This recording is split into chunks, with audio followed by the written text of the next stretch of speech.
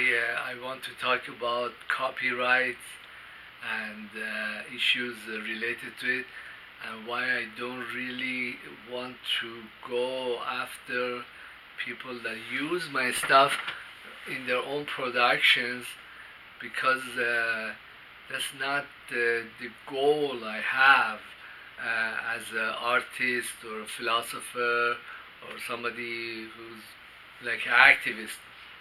Well, uh, the my goals is like, I got maybe 5-10 years with diabetes or heart problems that I have, that this is the like a useful, like I'm alive and I can walk and talk and do this and that.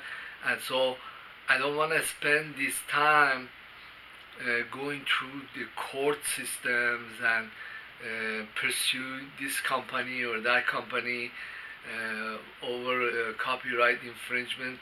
And also it kind of defeats my purpose of what I want to do, because I want to put my works, my art, my philosophy, my spiritual or psychic experiences.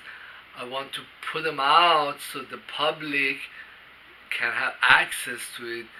I do think my work is great, and the society would be better off to have access to it. So basically, I want my work to be, or works to be mostly in public domain, which means like if you came across a video or a lecture and you either empathize or you like their stuff and you wanted to use it in your movie or your production, then I don't want you to sit and spend a lot of time worrying that maybe somebody is going to be litigating you, because I won't, and I don't need to, because the purpose of a lot of this work is to publicize this spirituality, make it available, and the public can use it. Also, a lot of industries and products or ideas, they catch on because the public or the people that want to use it or like it, they don't have to make a tremendous investment. For example, I was one of the early people that started using internet, and back then they had the Usenet. It was just simply a text-based system that you put in. Say I had some video games that I wanted to sell. There were like Usenet groups that I would go in. I trade or sell or buy these games. And it kind of worked. I did have sales. So, well, then afterward, everybody got onto the internet, and it acquired like a life of its own. Well, I see like very good analysts or artists. They put a lot of their works for free on YouTube, and then most probably those people, they will not receive huge financial remunerations for this work, but then I see a lot of them have side businesses. It's very helpful. For example, if I want to go to graduate school or teach in the university, then I will not have very hard times getting in, or getting money for speaking engagements, or people knowing me, like have easier time in personal relationships with women, because they already know there is a lot of literature, there is a lot of videos, and I have like small audience, but there is also a greater audience that, hey, they know, hey, this is like an author or a writer or a philosopher or an artist, and then there is like a more common grounds for developing relations or friendships that otherwise I would have to struggle to establish myself with her or with the company. Say, hey, I'm like this. I know quantum physics. I think you're getting my drift. But then I think things will develop in a better way, because there are companies, there are many companies, in fact, that have endless supplies of cash. I don't think Hollywood is poor. Okay, so maybe one company, they they they don't want to spend the money, or the stuff they're making is really propaganda. They're getting paid from U.S. military or organization, and they don't want to shell out cash. That really doesn't matter. And the another thing that I want to do, and I am also putting a lot of my stuff in public domain, is that it popularizes my philosophies, my ideas, my spiritual experiences, and then after a while it becomes really difficult for people to claim that this work or these ideas really came from them, because it's just like say you listen to a piece of music and you say to yourself, hey, this sounds like it was written by Sebastian Bach. You know, the style of the music, and it's like a very mathematical and hierarchical. This is not from Joe Bag of Donut. So in a long term, I am going to establish that copyrighted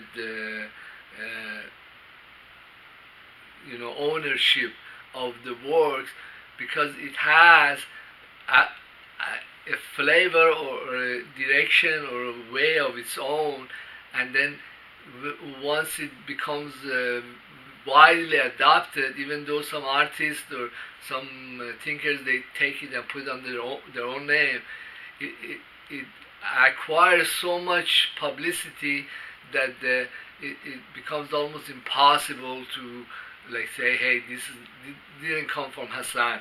It came from. Well, I see a lot of different analysts or artists that they are using this stuff, and it pops up in different videos or lectures. And first of all, I don't think you should sit and spend a lot of time worrying about copyright, because it stops you from being creative, and many of these ideas are pretty general. They exist in Sufism or in Greek philosophy, or some of my ideas are socialist, and they exist in literature, in economic theory. So there really isn't a lot of grounds to go after somebody that used it. Well, some works that I did in quantum physics, like theories about the Mandela effect, or theories about there was one Newtonian space-time traveling. I think even these exist, but they might not belong to human societies, or there might be research that has been classified and the government doesn't want it to get out, and so but either way it's out there. So I know a lot of like theologians that like Iranian theologian Ali Shariati. He wasn't a clergy, but he had a lot of writings about sociology of Islam or Islamic philosophy. There are many artists. The Sufi master, he has a lot of writings. So the people, they generally adopted. Well, in one of his lectures, he was saying that, hey, this stuff that you said in your question, well, isn't that from one of my books? That well, the thing is that he or me or somebody that is the originator of these ideas doesn't have to always come up and tell you in your face that, hey, this belongs to me. This is you're really plagiarizing. Well, then you're gonna get it, or the public is gonna get it. But what you did is to use it in your production. Then you're basically promoting or popularizing something that exists, and then the public at some point is going to catch up with this trend. Well, there is some parallels to this. I was studying history of physics, quantum physics, and there is after relativity, theory of relativity, there was another theory. It's called standard model of particle physics. Well, then there were two pioneers. One of them was Glasha and Abdus Salam. Abdus Salam was a physicist in Pakistan, and he collaborated with Glasha. Glasha was a Westerner. Anyhow, so I was listening to some lectures from other physicists, but more recent times, because this theory was discovered like 50, 60 years ago. And then he came out and said that he doesn't think that Glasha was really discoverer or originator of a standard model, because there is prior publications, prior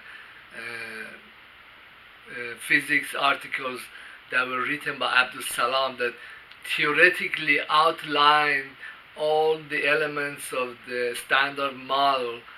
So he was really saying, hey, we really think that Abdus Salam was the originator of these ideas. Well, the physicists, they have a culture, today's culture, they kind of going back and kind of discovering, hey, this is really came from there. But then Abdus Salam was very smart, because with his collaboration with Glasha, even though Glasha got half the Nobel Prize, it popularized the standard model. There was this other physicist, and he put his time and he popularized it in the Western world, and he got paid for it, but then the priority credit went to the original owner. But there is a lot of parallels in history, and in the past, before internet, things were much more obscure. They relied on books, and many mathematicians they rely on letters that they wrote between each other. If you look at the history of math, you see that just the letters that Fermat wrote to other mathematicians, they are like records of discoveries. Okay, but we don't live in that age. It doesn't make sense to go through the courts and to pursue other artists, because there is so much records on the internet and the YouTube, and the public or a certain community like the physicists, they're gonna get that. At some point, they're gonna be looking at the same records over and over, and they're gonna discover, hey, this model came from Abdus Salam. It didn't come from anybody else. So also the tendency for like a young scientist or researcher or or artist is like they want to be recognized right away and be the next Madonna or be the next Einstein, but that's not how a creative process works. Is you have to create. You have to be the person that puts out the effort to does the experimentation or creates the theories and tests it, and all of this is a lot of work, and you may never get paid for this work. You might just flounder and somebody else come up with a better theory, but you cannot skip this theory or this effort by simply going and adopting somebody else's work, and well, they were great and you're just gonna add a little bit of extra to it, and then you'll be the greater, you'll be the next Einstein. But this system does not really work, and the stuff that is produced is usually like derivative works. Anybody else coming around, because many people they are familiar, they have seen like if I wrote some paperwork like on the physics that kind of hints in the direction of relativity, then there are like thousands of physicists. They know, hey, this is how relativity came about. Well, this guy, his writing is just bogus. He's like rediscovering the wheel. But hey, young people, they want that. They want the security. But that's not research. That's kind of bogus. Well, I listen to Azeri music because both my parents were Azeri, and they're both from Tabriz. Well, the Azeri music has like two sides, because half of Azerbaijan was occupied by Soviet Union. Well, it's kind of free now, and it's an independent country. So the music, Azeri music, developed in the Russian part of the Azerbaijan, and then it also developed in the Iranian part. So there is this two style of music. The Iranian part is more sunnati, more traditional. But then what you see from the Azeri music is like there is 20 folks music, 20 different love songs, and nobody knows who wrote these songs in the beginning.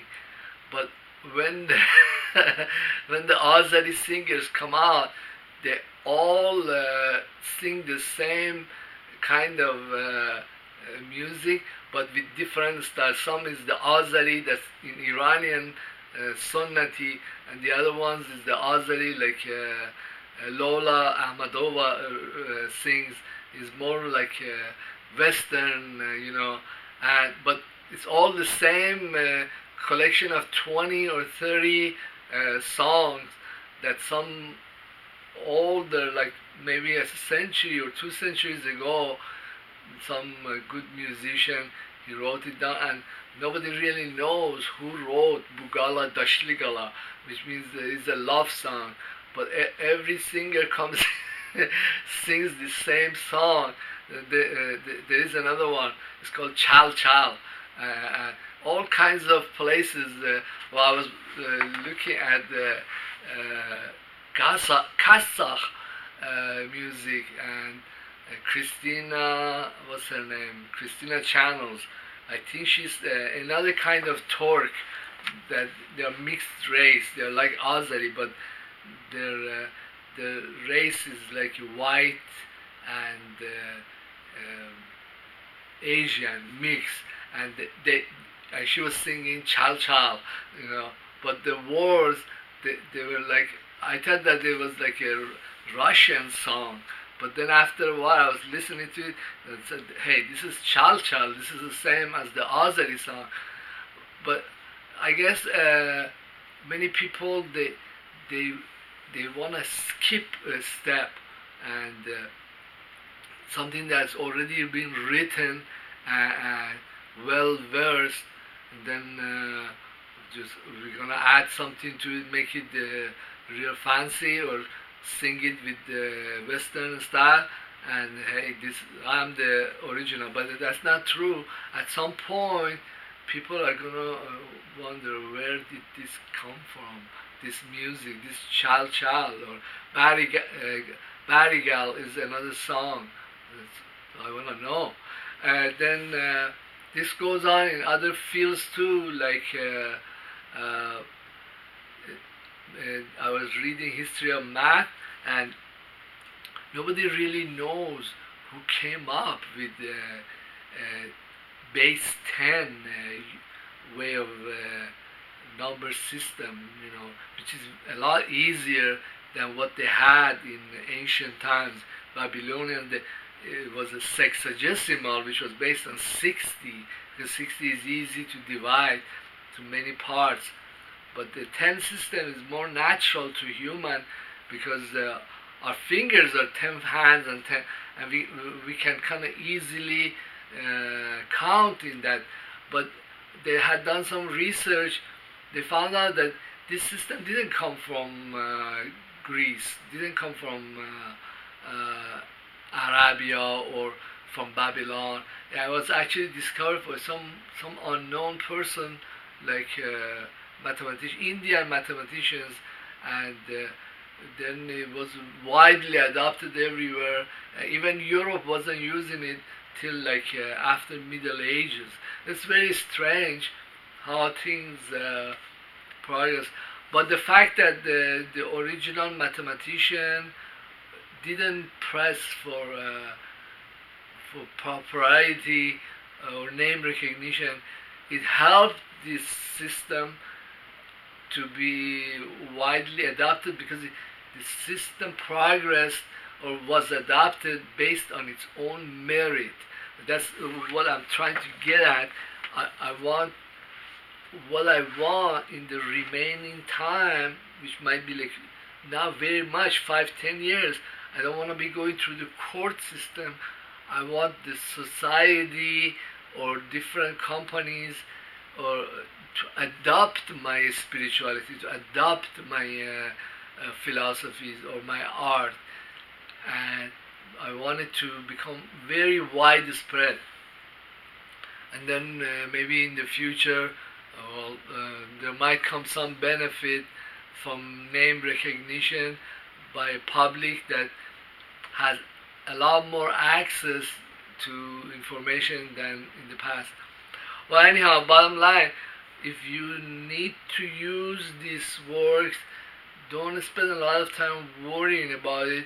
If you made an inordinate amount of money and recognition, well, it's like a kind of a moral obligation to kind of come around on your own and make contribution or return the favors. Anyhow, thank you very much for being in my YouTube channel, and please subscribe and leave a comment.